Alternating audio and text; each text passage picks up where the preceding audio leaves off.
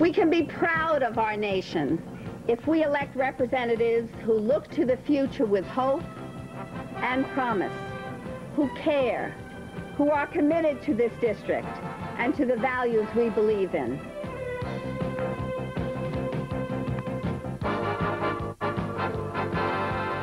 If I can participate in that process and bring my energy, my intellect, my life experience to bear on that process, then I can have a positive impact, and certainly a significantly more positive impact than the current representative that we have. While Westchester communities try to cope with epidemic drug abuse, escalating homelessness, the crisis in child care, and deteriorating schools in neglected areas, Joe DioGuardi has been missing in action.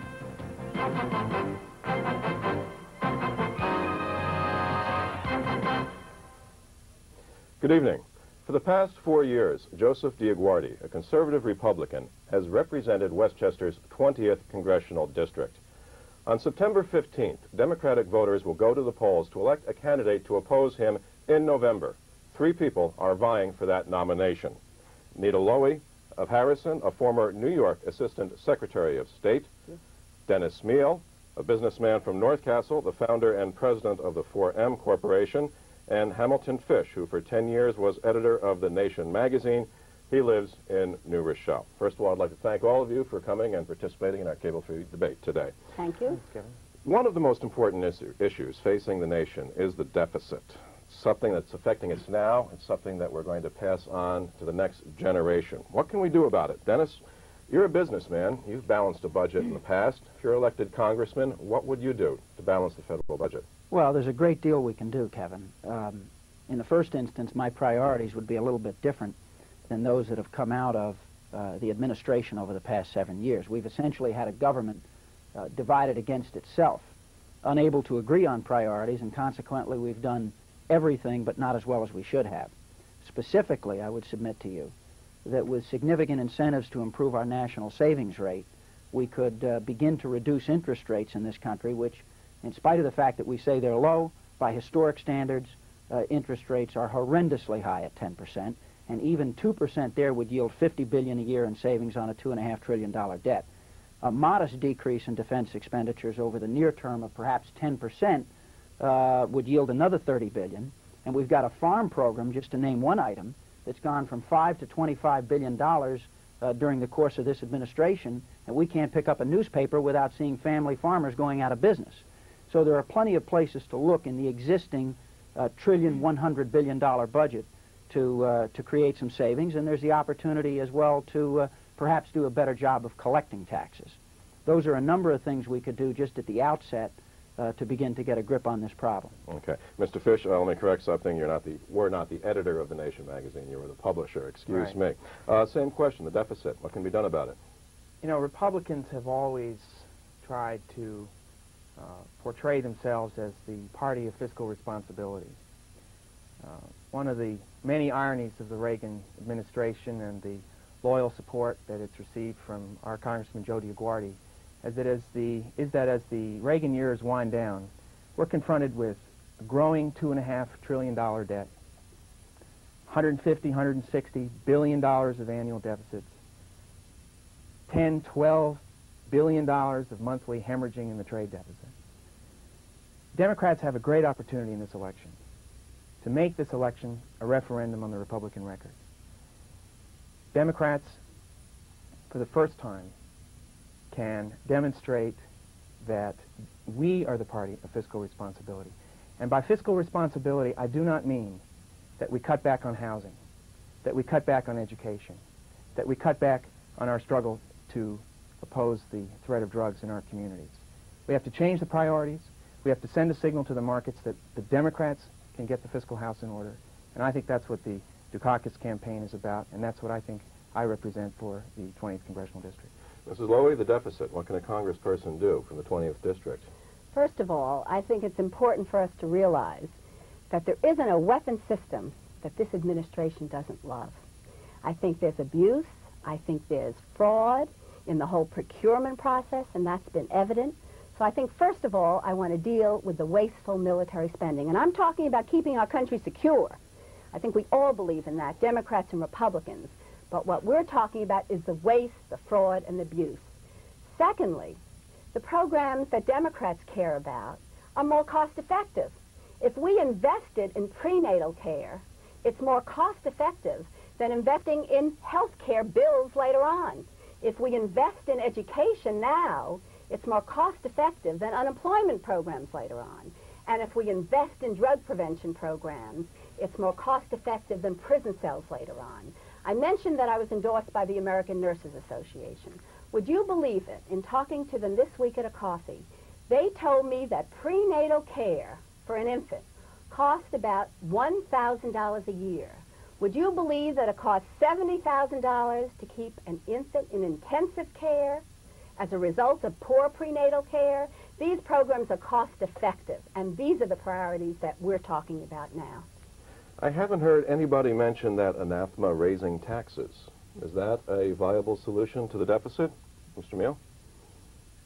Well, I think that if we're spending $1.1 trillion a year now, I want to see a little bit more effective management of that process before I go back and present a higher bill to the public. I am opposed to an increase in income tax rates, and I will say that forthrightly. I think that the middle class and speaking economically, particularly the bottom end of the middle class as well, really both, the working poor, as we like to phrase it in this country, are being squeezed in these last few years in a way that I've never seen in my lifetime. And to go back to this group, because that's where the revenue is in the income tax, and say you got to pay more, I think is grossly unfair. Mrs. Lowey, how about that? Are taxes, raising taxes, a viable solution to combat the deficit? How can we talk to the public about raising taxes now when there is believed to be $110 billion in uncollected taxes? Right now, when Governor Cuomo had an amnesty program in New York State, we raised millions of dollars. In addition, with the fraud, I mentioned the abuse in the procurement process, with the billions of dollars that are being thrown at Star Wars, we've committed $69 billion now, and if it's ever deployed, it'll be in the trillions of dollars. How can we talk about raising taxes when the taxpayer sees the waste that's going on now in the Reagan Republican administration? So I'm not ready to deal with that. I want to cut out some of the waste, and I think it's Democrats that can do that. Mr. Fish, taxes or not to tax? I agree that we should not be raising taxes at this point. Republicans have not been able to manage the fiscal priorities of the federal government. We need a different conception of the role of the federal government. You know, when you go to Mount Vernon and you talk to school teachers who buy crackers and food for their kids in the public schools in the morning because the kids aren't getting adequate nutrition, and when you have a congressman who's voting against hot lunches,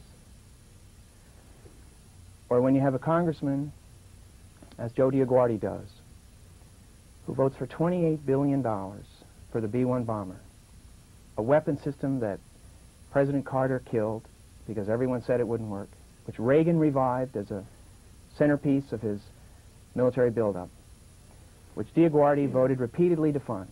$28 billion. 10 years of daycare, as it's currently structured in this country, costs $10 billion.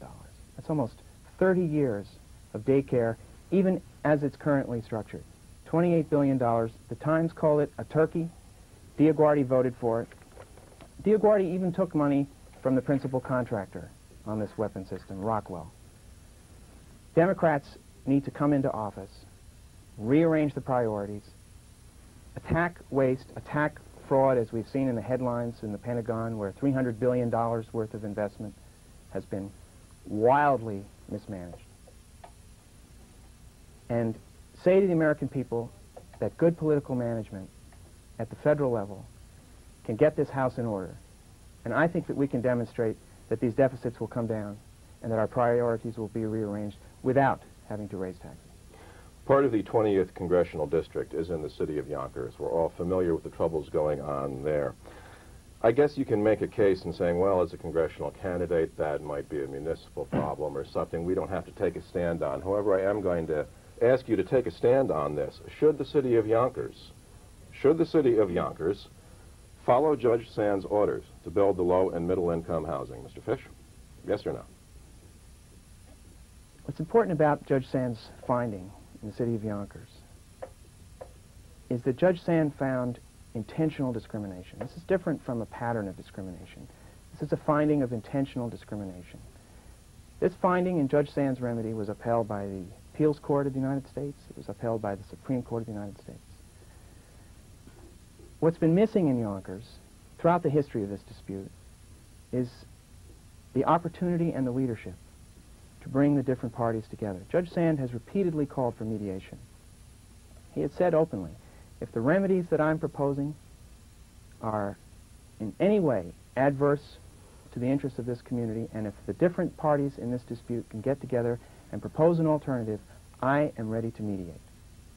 And what we've lacked in Yonkers, not recently, but over the past 6 years, is the political leadership and the willingness on the part of political leaders who have the capacity to do this, to bring the different factions together. DioGuardi, who's been congressman here for 4 years, has made only one public statement about this issue. He said that it was a bad plan. He's offered no services of his office. He's offered no appropriate involvement in an effort to heal the differences. And that's the tragic story of Yonkers. But should they follow Judge Sand's orders? Absolutely. It's the rule of law. Okay, Mrs. Lowey, should they follow Judge Sand's order? It's the rule of law, and I think what's most important in Yonkers now is that we look at it as a time for healing. It's a time to bring all the parties together. We need real leadership that can talk to all the parties. Because of my experience in the community and because I know so many of the people involved, I have been talking to all the parties, and I do believe that compromises can be worked out within the framework of Judge Sand's decision. Richard Ottinger showed his leadership when he was the congressman. He took a role in difficult situations just as this. We need real leadership who's going to speak out and be a healer. I think we have to look at this as a time of opportunity for Yonkers. It's a time for the federal government, the state government, and the local government to really invest in Yonkers and to bring the parties together. And I'd like to look towards the future with optimism, and I hope I can have a real role as the next Congresswoman. The future right now in Yonkers is the city is going bankrupt. Should they follow Judge Sand's order? They have to follow his order. And I think the judge is ready. I think most of the parties are ready to talk. And what we need now is to bring people together in the framework of Judge Sand's order and bring about a healing process and bring about a solution that will bring everyone together so we can build for the future of Yonkers and get on with it. Mr. Meehl, the Yonkers situation, should they follow Judge Sand's order? Yes, I think that they should, but I want to just make one comment. I think the people of Yonkers, the citizens of Yonkers, have been very poorly served by their political leadership. Institutionally, their system over there is inherently weak anyway. The way it works, the mayoral system they have is not as powerful as it might otherwise be. But there have been a multitude of opportunities over the years for this problem to be resolved in an amicable way. And what we have are people who have consistently pandered to the worst emotions among their constituents. Now, recently we've seen polls, I think sponsored by the Gannett or whomever, that said that a majority of the white people in Yonkers were opposed to the plan. My sense is that as we go forward, that's going to break up, that's going to change, that most of those citizens are going to realize how poorly they've been served by their leaders, where nobody had the courage to stand up and say, we've got to settle this thing, we've got to resolve it, we've got to move forward into the future. And I'm optimistic that the city is going to find a way to obey the law, and that the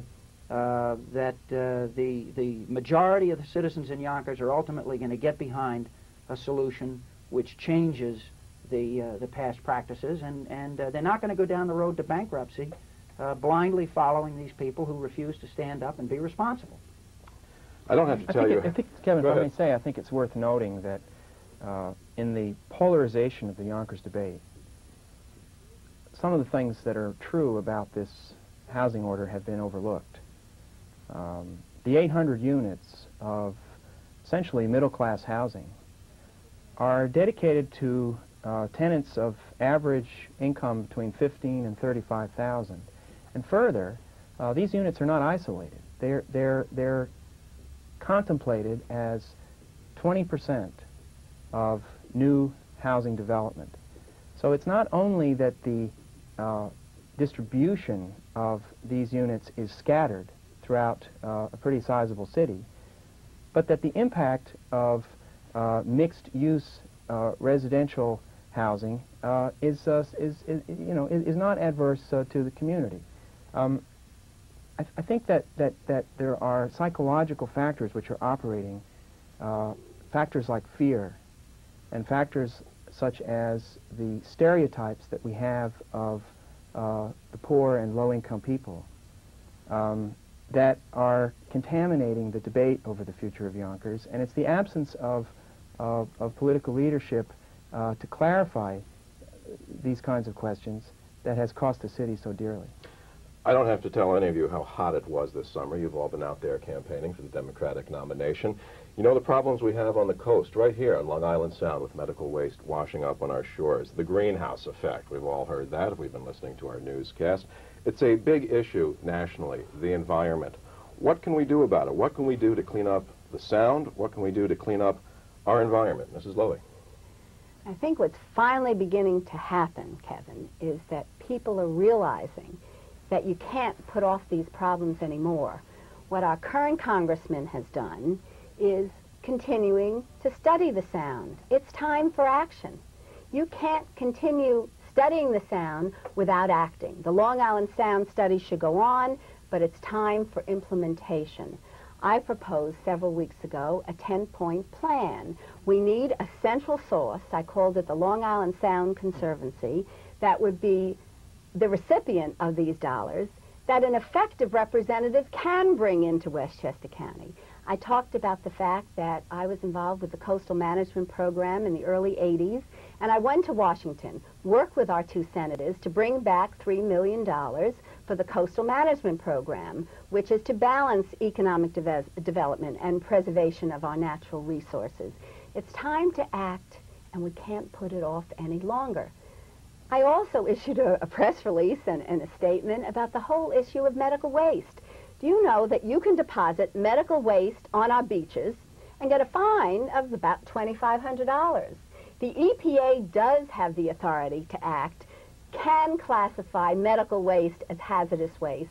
Then you could have fines up to $50,000 and jail people with a 5-year jail term. We have to get serious about this. When you look at our beaches, there were beach closed signs all over the beaches this summer. We have to develop that political will that can really fight, that can go to Washington, that can bring back real dollars to treat the pollution in the sound, to do something about the medical waste. We have the legislation, and we have to get an effective representative who can go to Washington and bring home the dollars. It's time to act now.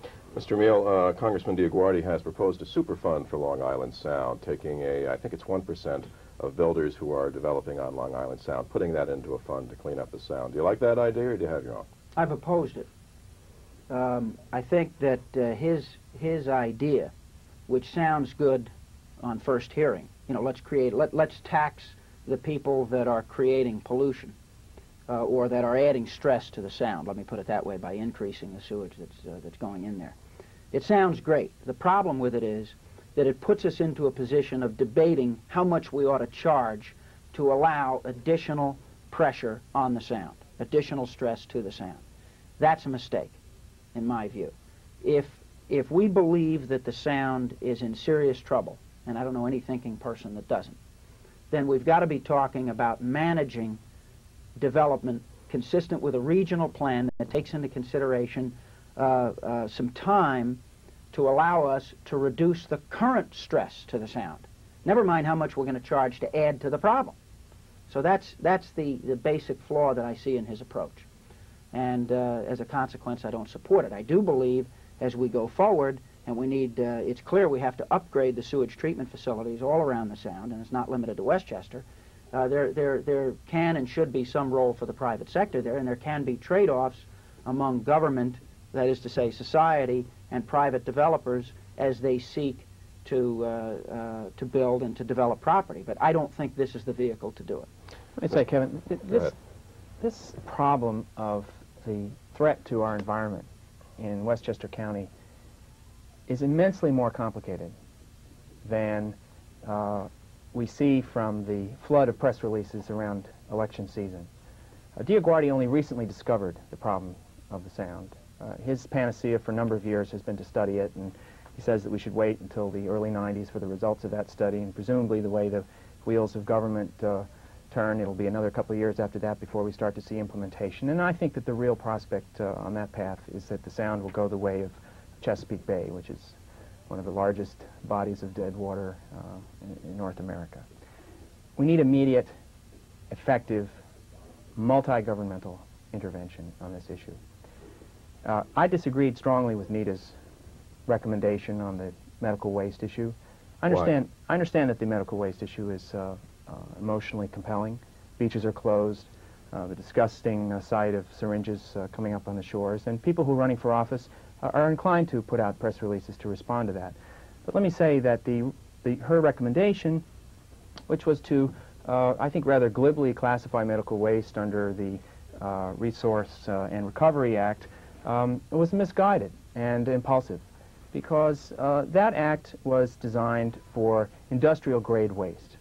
These are highly toxic, dangerous substances which the EPA has a very specific capacity to deal with. Let me add that under the Reagan years, one of the distinctions of their contribution to environmental problems is to have retreated from what this federal regulatory agency is supposed to be doing, and that's why we have so much toxic waste and hazardous material in our environment today. Medical waste comes from a multiplicity of sources. It comes from your eye doctor's office. It comes from your dentist's office. It comes from hospitals. It comes from thousands and thousands of sources, and it's impossible to contemplate layers and layers of federal regulatory bureaucracy to try to track this stuff down. It's a state problem. It's a carding problem. It's a problem that the federal government needs to support the states in regulating. She's absolutely right. It's something which we definitely need to get on top of, but not quickly through the use of federal bureaucracy, because that just hasn't worked in the past, and it won't work in the future. Let me add on the subject of the environment. We got to move along here, okay, because we do have a certain amount of time. Mrs. Lowey, I'm going to give you a chance to respond to that. Yeah. Glib?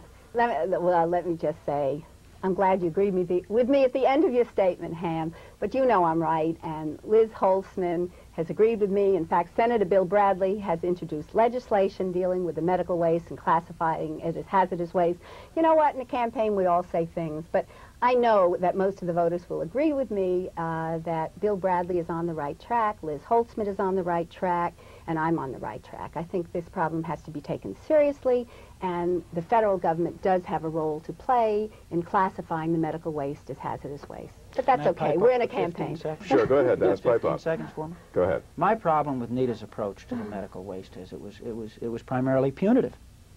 There was no effort to suggest what we ought to be doing, and the fact is we have the wherewithal and an understanding of how to collect and dispose of this stuff through specifically designed incineration. It's out there for us. All we've got to do is implement it, and then with the labeling and some of the other things she talked about, we can control it. But if we don't give the people who are, by virtue of their profession, producing the waste an opportunity to go somewhere with it, what good does it do to put them in jail? I'd like to see something constructive. You know, I think we ought to spend a little more time on this environmental question if Go you're right inclined ahead. to. Our congressional district has unique environmental sensitivities. We are directly under the center of the weather system that brings the industrial pollutants from the Midwest eastward over the East Coast, and they end up after 3 days concentrated over Westchester County, and they have changed in the course of that voyage from the effluence of smokestacks into what we know as acid rain. This summer we had many, many days of substandard air quality. Air quality which is mandated by the federal government. And one effective way in which a useful member of Congress can act on behalf of his or her constituents is to sound the alarm. Air is no good in Westchester County. EPA, you are federally mandated by Congress, supported by court decisions, to do something about this, and there are plenty of plans, you know, within the scope of clean air and the framework of what the federal government ought to be doing when the conditions arrive at this point. We haven't heard a peep out of DioGuardi. On the issue of the sound, you know, a 1% tax, speculative tax, a tax that would have to be produced and passed by the state, which he then says he would like to match from the federal government, which hasn't even been consulted. DioGuardi has taken credit for many, many years for being involved in the Long Island Sound Caucus, which is a group of congressional representatives whose districts are contiguous to the Sound, from Long Island up through Connecticut and Rhode Island and Westchester, too. He didn't consult any members of the caucus when he proposed his 1% tax. This is good legislation. This is building a consensus. This is developing support for a legislative proposal on one of the most important legislative issues that we face. All it is election year grandstanding. It's a headline, it's a name, it's voter identification, but it's bad legislation, it's a disservice to the public, and it's not doing the environment any good either. Okay, we've got a couple minutes before the break. I'm going to let both you, Dennis, and you, Nita, to sum up on this issue before we go to the break. Dennis, go ahead, on the sound. Well, I would make one point that I think is fair, and Ham just said sometimes somebody has to speak up and use the pulpit to focus attention. We had and still have, I guess, but I think it's breathing its last gasp, a proposal for massive development on David's Island off the coast of New Rochelle here. And there was, for an extended period of time, what I viewed as a conspiracy of silence about this proposal because of a sense on the part of many New Rochellians that their real estate-oriented taxes might go down. The school budgets would receive additional funding without tax increases, that is. And because the construction trades, the trade union, and the contractors contribute significantly to political campaigns, as we all know. I came out forthrightly, foursquare, against the development, indicated a reasonable federal vehicle to postpone it for a time sufficient to allow it to die of its own weight. And frankly, my opponents at that moment, neither one of them came out foursquare and joined me at that particular moment in time. And I think that's the kind that we have to have a willingness to stand up and take positions and then move public opinion rather than figure out where it's going before we take a position. Okay, Nita, I'm going to give you about 60 seconds on this, then we're going to have to move on. Okay, just want to say, come on, Dennis. Before you even were dealing with the Sound, I've been working with the Coastal Management Program, and it's actually the Secretary of State and our office who have been holding up the project, looking for answers for the past 2 years. We've been talking about the size of the building, we've been talking about the public access issue, and we've been talking about the impact on water quality. So, come on, we have to be fair in a congressional debate. I've been working on this issue a long time while you were working at your business. Working behind the scenes, doing whatever it is that we may or may not have done. Held up the program, Dennis, for a long time. Being willing to stand up and say something publicly, I would encourage you to read your statement in the press when you were queried for a response to my proposal on a moratorium of David's Island. Let's just say one other word before we close, that what you asked for is a moratorium on David's Island.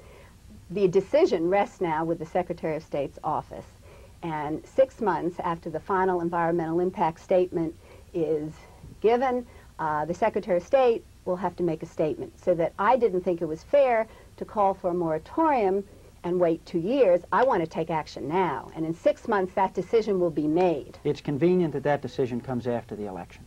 Okay. Something that's coming up right now is a break. We're going to have to go to it. We'll be back with the debate for the 20th Congressional District, the Democratic nomination, in just a moment.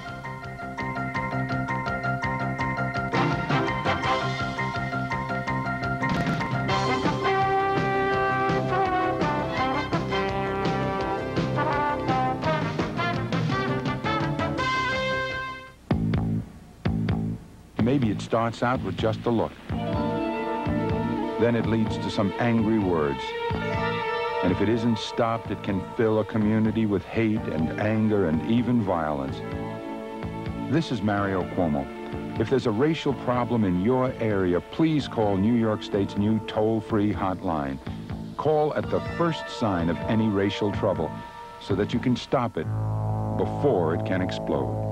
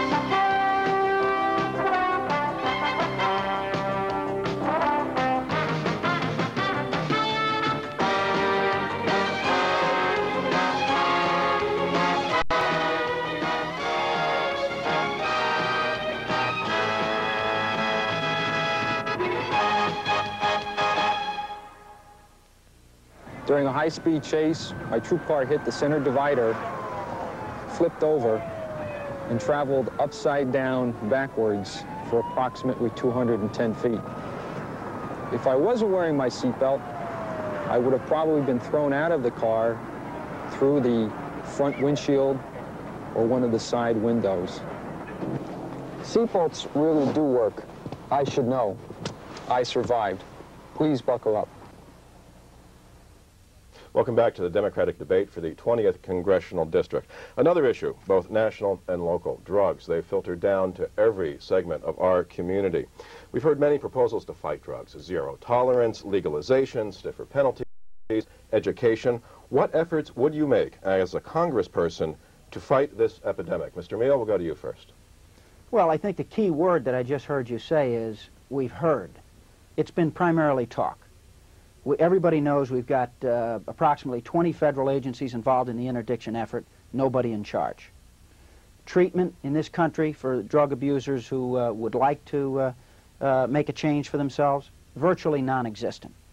Education with our young people, haphazard, no coherent plan, even in the state of New York, no policy that's consistent throughout our educational system. So what I have proposed is the enactment. As a matter of fact, there's some legislation coming down right now that should be on the floor of the House, I guess, this week, that has some electioneering in it. It's got some posturing, which we tend to see. But I'm going to be supportive of that legislation because I think in the first instance we must enforce the law. And we have to find a way to enforce the law. It's not good enough to say there are too many criminals, it's too crowded, and we don't have jails. The young people who are falling victim to this and who eventually work their way into the trade must look up to the higher drug dealer, whoever that is, and see people being punished. And until that happens, young children, particularly disadvantaged kids, are going to be able to choose between $400 a day pushing crack and $4 an hour frying hamburgers. So what do we need? We need a coherent plan with somebody in charge with respect to the interdiction effort. We need law enforcement in this country if it means expanding our criminal justice system, special sections in our court for drug-related crime. If we need to expand prison space, let's do it. If there are a lot of people in prison by the nature of their crime that don't need to be there with some of the technology that's out there for us now, let's look at creating some space that way. And let's look at creating treatment and education and parent training and go after the problem in an aggressive, forthright way instead of just talking about it. And I don't know what it costs. I do not pretend to know what this costs, but I know one thing. It's worth it. Because if we can't solve this problem, we're going nowhere. And I would just close by saying that on this question in a previous conversation, we had a suggestion from one of my opponents, Mr. Fish, that in an effort to be creative and really get after the problem, we ought to get down to South America and find alternative crops for the growers of coke. Now, I got to tell you that those farmers are not getting the money. I understand that. But we could literally buy every acre in Colombia with what we spend in this country in 1 year on drugs. And if the demand is here, with 5% of the population for 50% of the illegal narcotics in the world, those drugs are going to be grown. So that would be far down on my list, and I think reveals a difference in approach among the candidates that is important in this election. Okay, Mr. Fish, I'm going to give you a chance to respond to that since he did address you directly. I'm not ready to give up on the effort to interdict the flow of drugs into the country, and I believe that we haven't really made an honest effort to deal with the source. There are those who feel that the magnitude of the problem is outside our ability to handle it. But I don't think that's really been tested. This administration has had a very vigorous rhetorical posture on the drug issue because they know it's an emotionally sensitive issue in the country.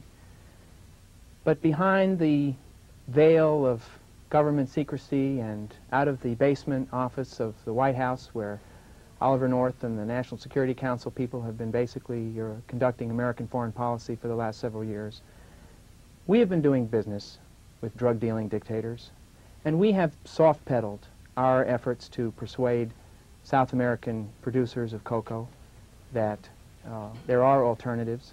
those countries, you know, are under siege. We've seen in the headlines how when the drug cartels are in any way distressed with government policy, they think nothing of knocking off the equivalent of the Attorney General or the justices in the Supreme Court in those countries. So the magnitude of the problem is dire.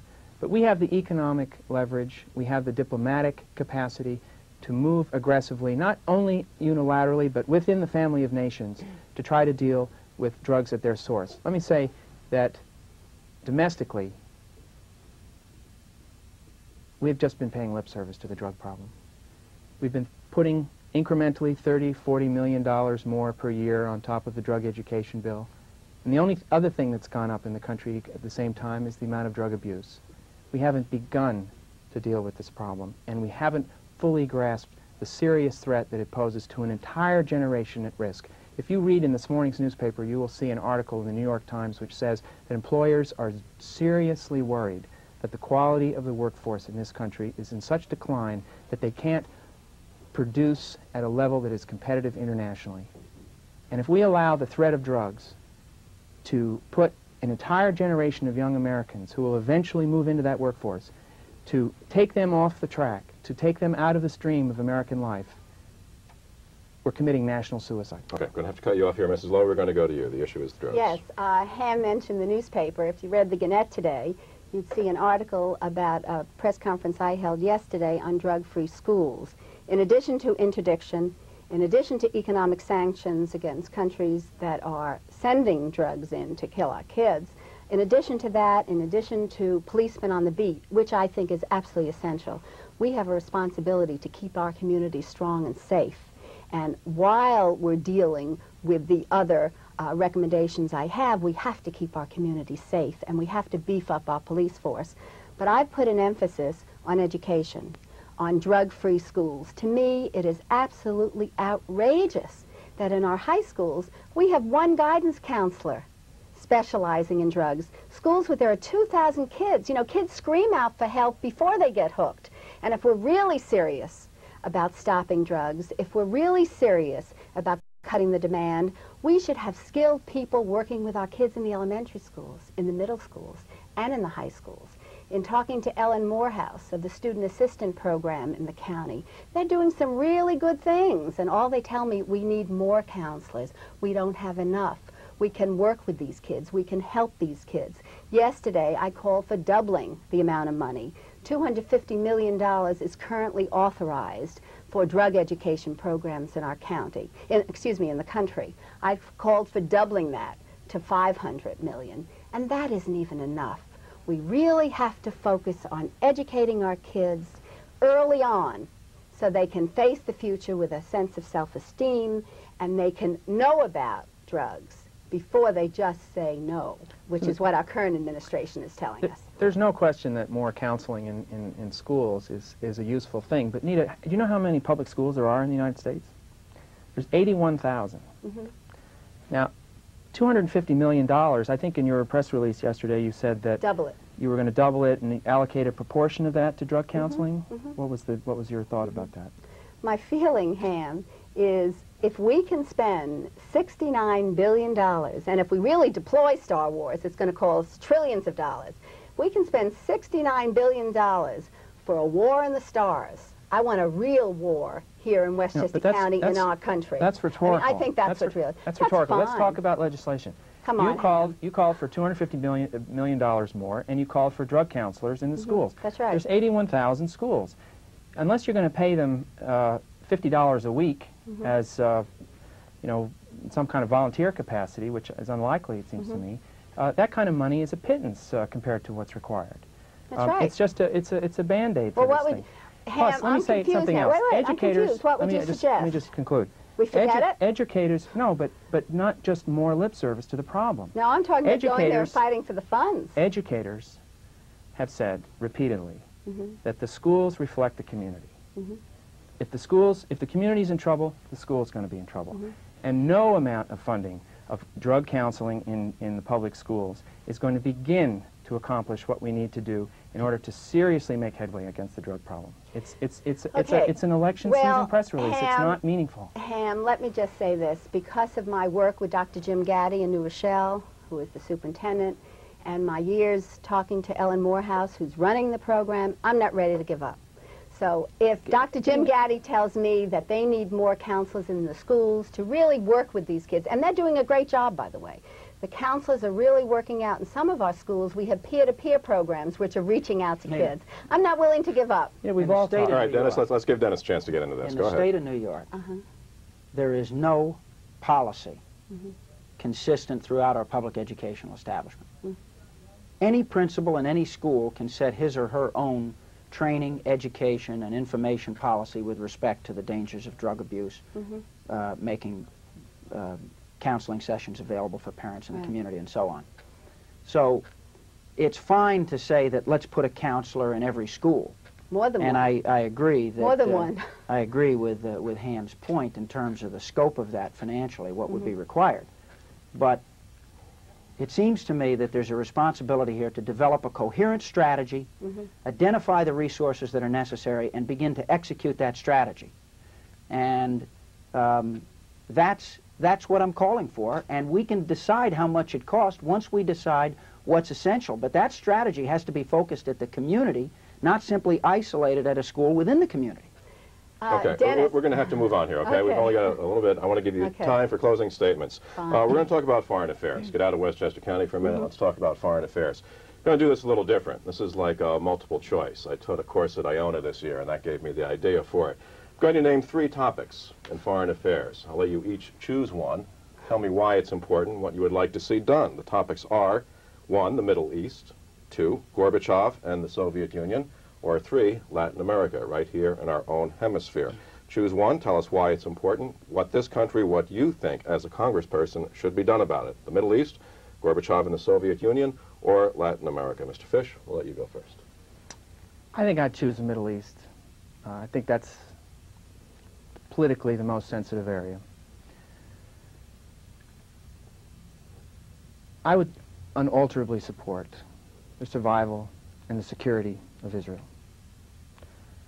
And I would support the position of the leadership of Israel. Prime Minister Shamir has, I think, rightly indicated that it is difficult to find a negotiating party or partner on the Middle East issues right now because the PLO in particular continues to conduct daily raids across the Israeli borders, acts of terrorism, and continues to adhere to its charter, which calls for the elimination of Zionism and, in their words, all of Palestine. The pressure is building in the Middle East. With the winding down of the Iran-Iraq war, there are battle-seasoned Iraqi troops which now pose a new danger to Israel. It's incredibly important that we maintain the accords initially arrived at between Egypt and Israel, not allow Israel to be isolated, not allow Egypt to sever its ties with Israel. And like Shamir, I think we should work toward the fulfillment of the Camp David framework. The centerpiece of the Camp David framework is an autonomy plan for the Palestinians. And there are a lot of very sensitive questions involved in that. And so the framework calls for a schedule, a negotiated schedule. And there's a 5-year transition period in that plan, which, as Shamir has described it, it's a vital test Okay, could you sum up quickly of for the us, ability of Arabs and Jews to coexist. And that then the sensitive issue of sovereignty would be addressed after that 5-year period. I think we need to support the leadership of Israel. We need to continue to maintain our steadfast support of arms so that Israel can defend herself. And I think that we have moral, political, and strategic interests which are identical. Okay. Mrs. Lowey?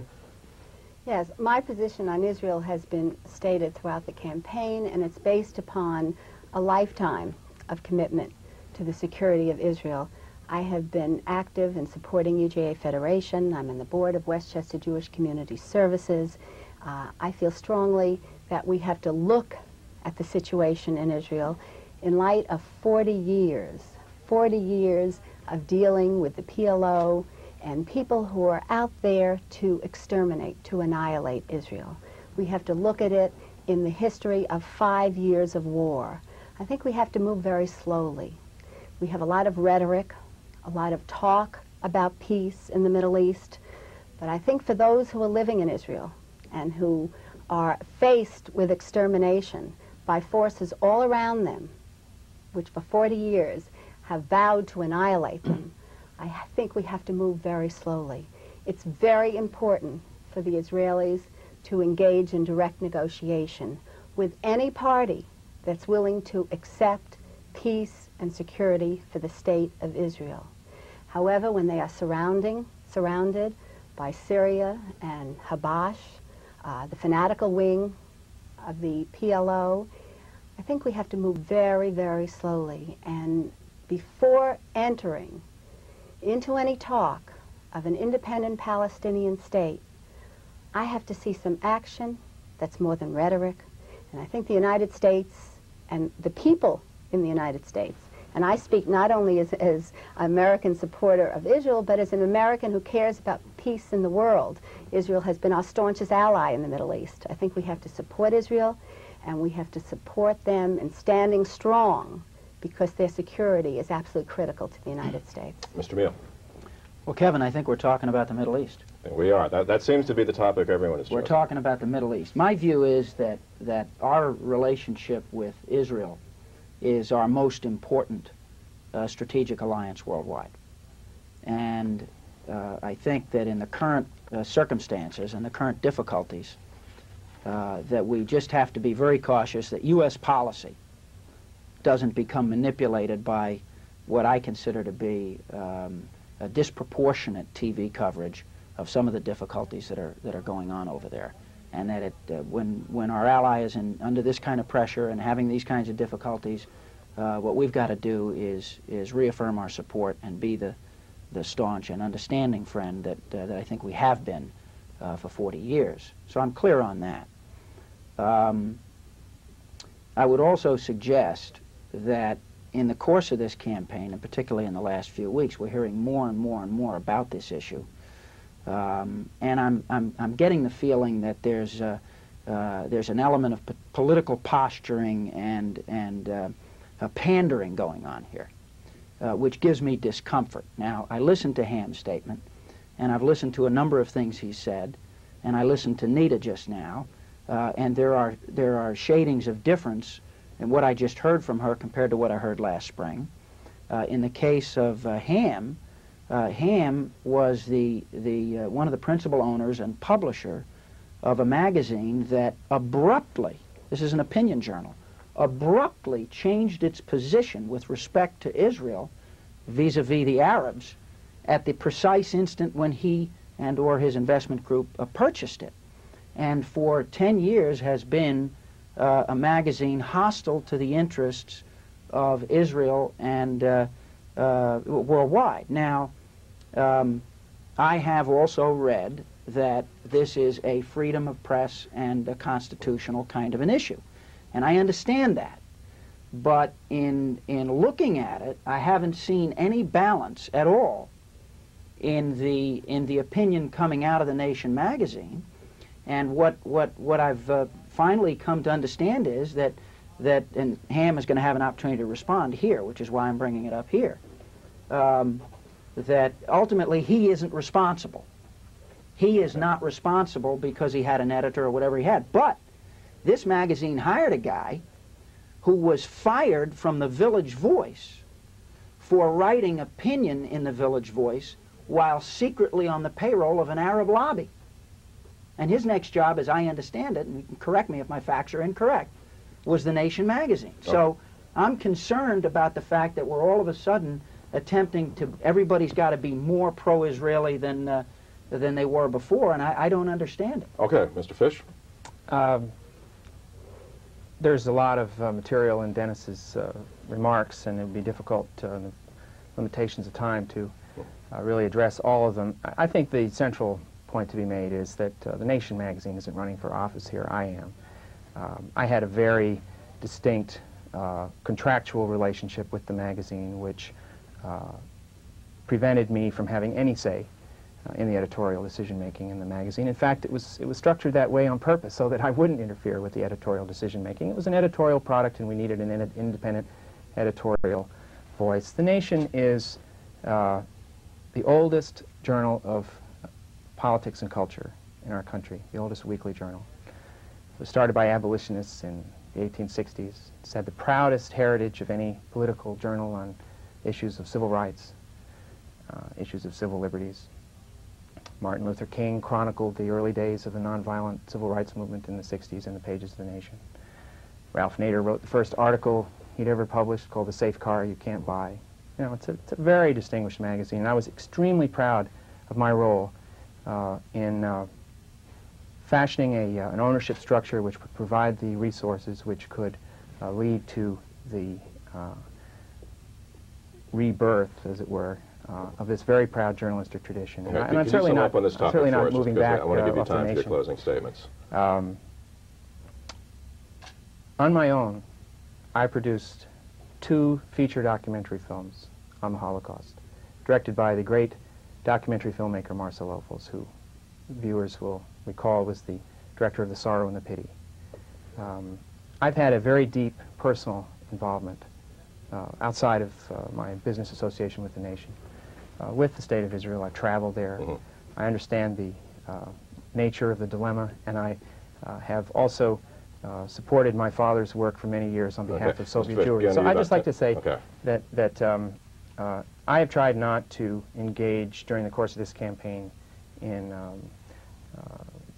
attacks on my opponents for their associations, because I've been trying to adhere to a kind of peace plan that we set out in the beginning. Okay, I've got to adhere to some time here, otherwise we're not going to get through with the show. Okay, we're going to sum up here. We're going to give each of you 2 minutes to sum up in the last few minutes of our program. Mr. Meehl, we're going to let you go first. Go ahead. Well, we've seen a lot of press and heard a lot of discussion about what's the difference among the candidates, and does it matter who is selected to represent our party in November? And I think it does. I think the differences are significant. And what I would suggest to Democratic prime voters is that in the course of my life, I have been required to take responsibility for my actions and for everything that I've done. And I don't think that's a dimension that we can necessarily apply to either of my opponents. So if we agree in broad strokes directionally what we want to do, if we agree that Joe DioGuardi has to go on November 8th, 1988, I think that's fine.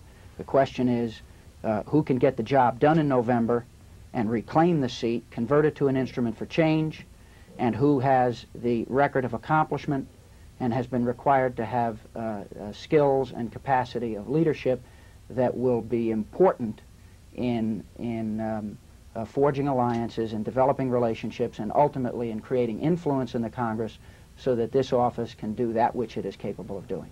Okay, Mr. Fish, 2 minutes. We've had DioGuardi for 4 years now. It's cost the taxpayers of Westchester County almost $4.5 million to pay his office, pay for his salary. For $4.5 million, this is what we've got. DioGuardi has authored 72 pieces of legislation. One of them has been passed into law. And that bill is Lyme Disease Awareness Week. Lyme disease is an important problem in our county, but Lyme disease needs funding. Lyme disease needs research. Lyme disease needs education. It doesn't need another awareness week. The other thing that DioGuardi is proud of is that he's provided good tax advice to his colleagues in the House on how they could invest their outside income. I want to be congressman from this district because I want to go to Washington and fight for the homeless, not because they're statistics, but because they're American citizens and they don't have decent housing. I want to fight for the seniors because our parents should live in dignity, and because adequate health care should not be beyond their reach. And I want to fight to protect the environment to open up our beaches, and to make sure that the government assures that we have clean water and breathable air. I ask for your support on September 15th so that I could become the Democratic nominee from this district to go on and recapture this seat in November and to restore the standard of representation that was set a few years ago by Richard Ottinger. Mrs. Lowey, 2 minutes. Thank you, Kevin. As you can see from today on most of the issues, there really isn't very much difference. In fact, Mario Cuomo said several months ago, running for office is not a multiple choice test on the issues. Therefore, you really have to look at the candidate. You have to look at who they are and what they've done and how they live their life. What I've been trying to communicate to the voter over these many, many months is that I'm the candidate with the experience. I've been working in the community. I've been working with these issues. It's a continuation of what I've been doing my entire life, fighting for jobs, fighting for economic opportunity, fighting for education, fighting for drug prevention programs, working with the environment to make it better for all of us. These are issues that I've worked with in the community and work with as Assistant Secretary of State and in my other capacities in the Department of State for more than 12 years. That's why I've gotten so much support in the community, throughout the county, for which I am very, very grateful. I've been endorsed by the Black Democrats of Westchester County. I've been endorsed by NOW, the National Women's Political Caucus, the Women's Campaign Fund, the American Nurses Association, Jack Pack, and other individuals, and I'm very proud of this. And when people ask me, how do you feel one more week before Election Day, I say grateful. I've been having, I think this morning I had my 100th coffee, Kevin, and I'm very grateful for all the people in this district who have opened their homes to me, opened their hearts to me, opened their pocketbooks to me, because this is an expensive race, and I'm looking forward to running against Joe DioGuardi and serving the people of this district as the next Congresswoman from the 20th Congressional District in the tradition of Richard Ottinger. And thanks so much for this opportunity. Mrs. Lowey, Mr. Fish, Mr. Meal, thank you very much for coming to our debate today. And from all of us at UA Columbia, thank you for joining us. I'm Kevin McCabe. Good night.